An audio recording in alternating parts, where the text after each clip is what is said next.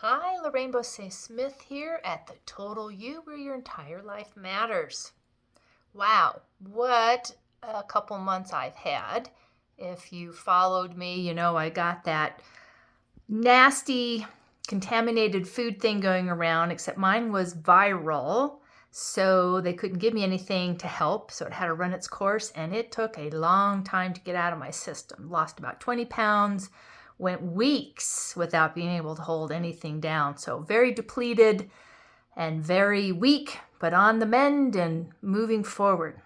What this gave me the opportunity to do was to rest, which I'm not always so good at stopping, and I couldn't do anything. I was forced to truly rest and then reflect.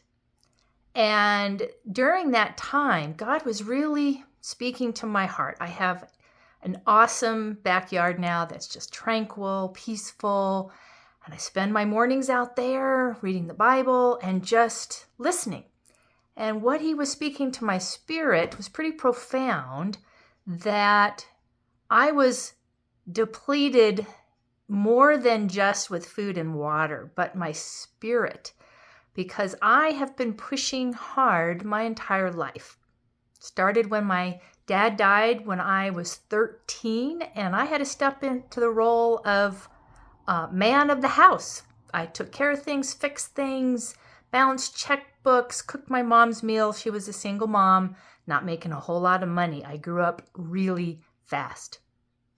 And that led me to really bad relationships. So I married a very abusive man, very young, and dated abusive men, then went into a massive career in the sense that I was working 80 hours a week, working my tail off, push, push, push. And I was grateful. I loved what I did. It was a ministry. But nonetheless, I just pushed. Then I met Steve, and we had a push to close up shop in the state of Washington where we were. We had to move. I did it all by myself. He was out fishing, gone for 9 months at a time. So I'm closing up 2 places. I'm getting a rental house. I'm buying a new house. Push. And being an entrepreneur, you will know if you've been there, you work the hardest you ever have, and you don't always get the results. But boy, you can get exhausted. And then I had my health issues. And again, if you follow me, you know I've had Lyme disease, and then that led to rheumatoid arthritis. And I now have high histamines and an imbalanced system. And I can't tell you when I've had 2 weeks straight in my life where I haven't had some kind of battle to face. And no wonder I am just fatigued. Because, you know, that's been the hardest part of the recovery from this. And that's where the aha from God was, this isn't just physical. This is spiritual. I have been attacked.